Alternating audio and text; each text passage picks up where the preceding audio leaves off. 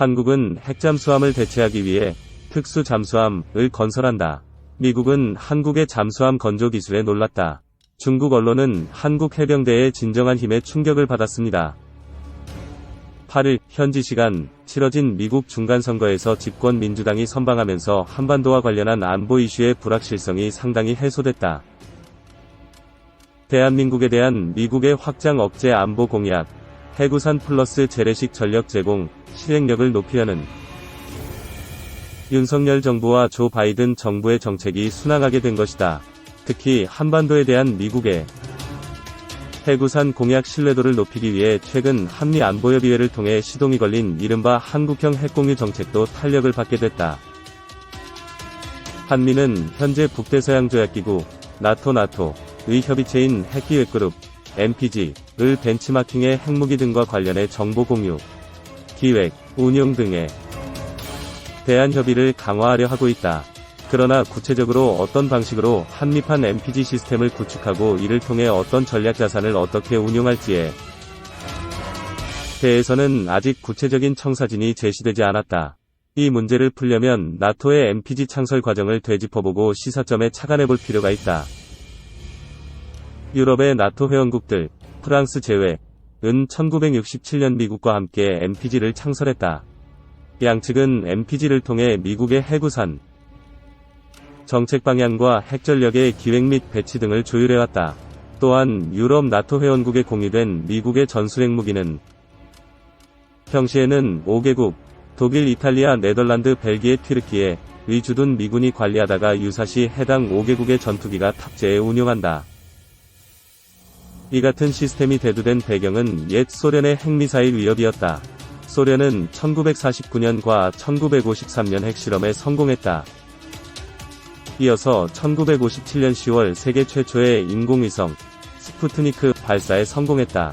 스푸트니크를 우주 공간으로 올려보낸 로켓 발사체은 대륙간 탄도미사일 ICBM-R7이었다.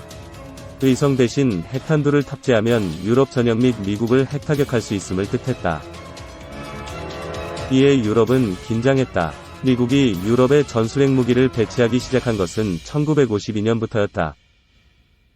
하지만 유럽은 물론 미국에도 아직 실전 배치된 중거리 탄도미사일 IRBM이 없었다. 이는 미국의 해구산 신뢰성에 대한 유럽 국가들의 불신으로 이어졌다. 미국이 본토에 소련의 핵 ICBM 공격을 받을 위험을 무릅쓰며 유럽을 지켜주겠느냐는 것이었다. 미국은 IRBM 그 미사일 개발부터 서둘렀다. 그 결과 1950년대 중후반 지대지 IRBM인 토르 미사일 PGM-17, 주피터 PGM-19와 잠수함 발사탄도 미사일 SLBM, 폴라리스 등의 개발에 성공했다.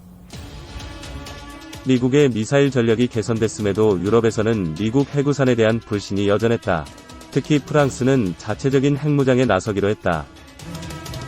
서독 등은 자체 핵무장을 포기하는 대신 미국 핵무기에 대한 유럽 나토 회원국들의 실질적 사용권을 요구했다. 하지만 미국으로서는 자국의 핵무기 사용을 동맹국들이 다수결로 정하도록 할 수는 없었다. 딜레마 속에서 타협안을 발굴해낸 사람은 국무부 정책기획실장을 지낸 로버트 A. 보이 하버드대 교수였다. 그가 1960년 제시한 해법은 다국적 혼합군 MLF 멀티래터럴 포스를 구성하는 것이다. 미군과 유럽 나토 회원국의 병사들이 혼합된 부대를 창설해 핵미사일을 탑재한 잠수함 및 수상 전투함의 운용을 맡기는 방식이다. 나토는 이를 적용해 미군 수상함과 이탈리아 잠수함에서 시범 운용하기도 했다. 다만 비용 부담 등에 대한 회원국 간 이견으로 최종 도입에는 실패했다. 그러다가 1966년 정기가 마련됐다. 나토의 핵방어위원회를 설립하고 그 하부기구로서 NPG를 창설하기로 결정이 내려졌다. NPG는 설립 초기 나토 회원국 중 순번제 등을 통해 정해진 7개국을 멤버로 운영되다가 점차 멤버가 확대돼 현재는 모든 나토 회원국, 프랑스 제외이 참여하고 있다. NPG에서는 핵무기의 배치 운용 교리 등 다양한 정책에 대한 의사결정이 이뤄진다. 한미는 정보 공유, 공동기획, 의기협의, 연합연습, 전략자산 전개의 6개 범주에서 확장 억제체계 개선을 추진하고 있다. 해당 범죄에 대해 우리 정부의 의견이 적극적으로 반영될 수 있도록 정책 소통을 강화하는 것이다. 이는 사실상 MPG를 벤치마킹한 것으로 평가된다. 나토의 MPG는 기본적으로 각국 국방장관들이 참여하는 고위급 협의체다. 실질적인 업무는 MPG 산하의 고위급 그룹, HLG이 맡아서 한다. 차관보 및 국장급 등의 실무 담당자를 중심으로 운영되는 HLG가 주요 이슈에 대해 연구하고 제안을 마련해 올리면 MPG에서 장관들이 협의해 결정하는 방식이다. MPG는 유럽연합군 최고사령부, 셰이프, 도 산하에 두고 있어 군의 작전에 대해서도 깊숙이 관여할 수 있다. 전문가들은 한국형 MPG 구축 방안에 대해 기존 확장 억제 전략 협의체, EDSCG 조직 편제를 개편 강화하는 것, 혹은 별도의 장관급 고위 협의체를 신설하는 것 등을 저울질해볼 필요가 있다고 지적하고 있다. EDSCG는 박근혜 정부 시절이던 2016년 한미 외교 국방 2+2 장관 협의체 산하에 신설됐다. 문재인 정부 시절 개최가 중단됐다가 올해 윤석열 정부 출범 후 복원됐다.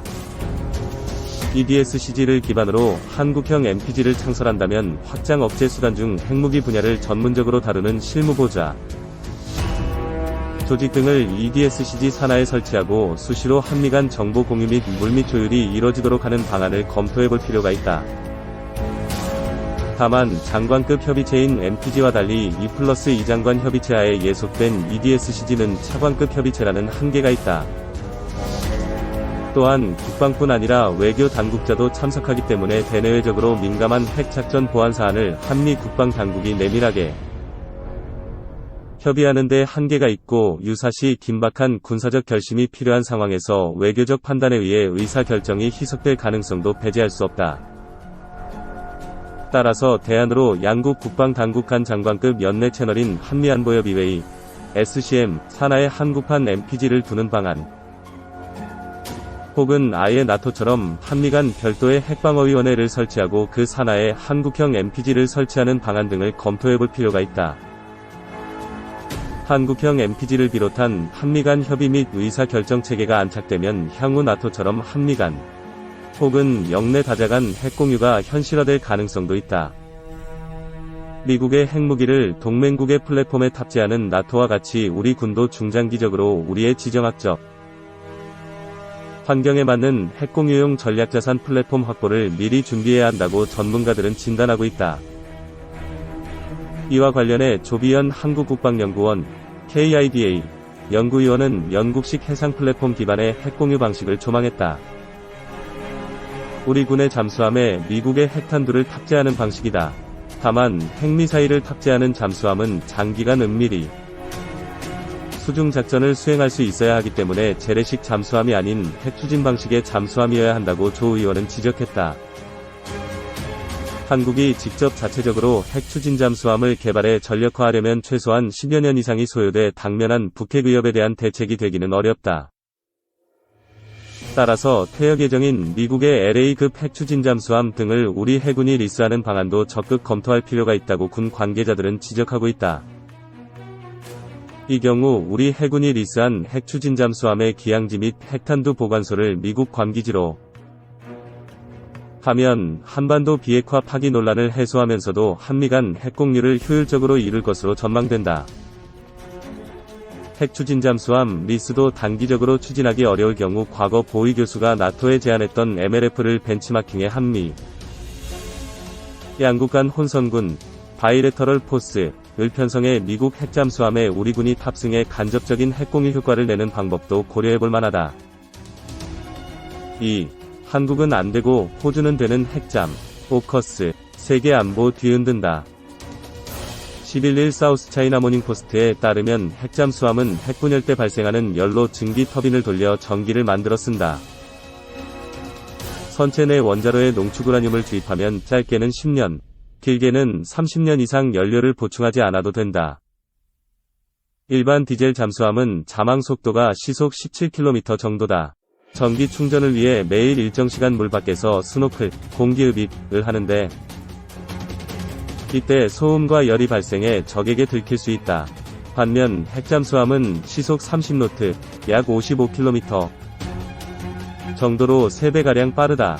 스노클도 필요 없어 물밑에서 몇 달씩 작전을 수행할 수 있다. 1982년 포클랜드 전쟁에서 영국의 핵잠수함은 15,000km 가까이 떨어진 포클랜드 해역에 10여일 만에 도착해 아르헨티나 해군을 무너뜨렸다. 함께 출발한 재래식 잠수함이 5주가량 걸렸다는 사실을 감안하면 핵잠수함이 왜 게임체인저로 불리는지 알 수 있다. 통계 전문업체 스타티스타에 따르면 올해 9월 기준 전 세계의 원자력 엔진을 탑재한 잠수함은 모두 136척이다. 미국이 68척으로 가장 많고 러시아 36척와 영국 11척, 중국, 프랑스 각 10척, 인도 1척 순이다. 핵잠수함은 크게 추진 동력만 핵인 공격 핵잠수함 SSN과 무기도 핵인 전략 핵잠수함 SSBN으로 나뉜다. 핵잠수함을 보유한 6개국은 모두 SSBN을 운용한다. 이번에 호주가 건조하려는 잠수함은 핵무기가 없는 SSN이다. 현재 브라질도 프랑스의 기술로 핵잠수함 최대 6척을 설계하고 있다. 다만 핵무기 제조에 쓰이지 않는 저농축 우라늄, 농축도 20% 미만을 채택해 핵확산금지 조약 NPT의 규제를 받지 않는다. 호주는 핵 보유국이 아닌데도 핵무기로 전환 가능한 고농축 우라늄을 연료로 쓰는 첫 번째 국가가 된다. 매우 이례적인 사건이다. 일각에선 호주가 핵 보유국에 준하는 지위를 얻었다고 평가한다. 핵잠수함은 전략무기 이상의 의미가 있다. 누구나 가질 수 있는 것이 아니어서다. 결론부터 말하자면 미국의 영향력이 큰 나라들은 워싱턴의 승인 없이는 운용하기 힘들다. 한국도 북한의 핵 위협에 맞서고자 지난해 10월 김현종 당시 청와대 국가안보실 2차장이 미국으로 건너가 조야를 설득했지만 불가 통보를 받았다. 핵잠수함을 확보하는 것 자체를 핵무장의 전 단계로 보기 때문이다. 호주는 지난해 중국을 향해 코로나19 책임론을 거론했다가 전방위적 보복을 받고 있다. 그러나 두 나라는 거리가 너무 멀어 실제 전쟁이 일어날 가능성이 희박하다. 그럼에도 미국은 왜 호주에 핵잠수함을 제공하기로 했을까? 오커스로 묶인 세 나라는 3권 분립이 완성된 민주주의 국가들이다. 군사동맹처럼 거대 예산이 들어가는 계획은 반드시 의회의 승인을 받아야 한다. 비밀리에 이를 처리하는 것이 불가능하다. 이를 잘 아는 백악관이 언론에 핵잠수함 기술 지원이라는 최소한의 내용만 공개했다고 보는 것이 맞다. 잠수함 뒤에 더 큰 그림이 숨어 있다. 군사 전문가들이 추측하는 미국의 구상은 크게 세 가지다. 우선 자국 방산업체에 거대한 시장을 열어주는 것이다. 호주는 오커스 창설을 계기로 토마호크 순항미사일과 유도미사일을 대량 구매하기로 했다. 중국과의 갈등이 격해질수록 호주는 미국산 무기 구매를 더 늘릴 수밖에 없다. 두 번째로 인도태평양 지역에서 괌에 이은 차세대 핵잠수함 기지를 확보하는 것이다. 호주의 저명 언론인 토니 워커는 실제 핵잠수함 도입까지 최대 20년이 걸린다. 호주 정부는 그 공백을 메운다는 명분으로 미 핵잠수함 주둔을 허용할 가능성이 있다고 분석했다. 마지막으로 대만 방어를 두고 호주에 일정 역할을 부여하는 것이다. 대만 안보의 가장 큰 문제는 유사시 미국을 도와줄 나라가 없다는 데 있다. 대중견제협의체인 쿼드 4개국 가운데 일본은 전쟁을 금지한 평화헌법 제9조의 무격 개입이 쉽지 않다. 인도 역시 히말라야 지역 국경 분쟁에 대응하기도 버거워 대중전선을 확대하길 원하지 않는다. 이에 미국은 호주에 핵잠수함을 제공해 작전 반경을 넓혀주는 대신 대만 방어의 일부 역할을 맡기기로 마음먹은 듯하다. 오커스 출범을 두고 국제사회는 바이든 대통령이 중국 견제를 명분삼아 핵 확산을 초래했다고 비판한다. 장진 중국 유엔 상주대표는 핵무기를 조금이라도 가진 나라에는 예외 없이 핵 확산 방지 의무를 강요하던 미국이 돌연 핵무기도 없는 나라에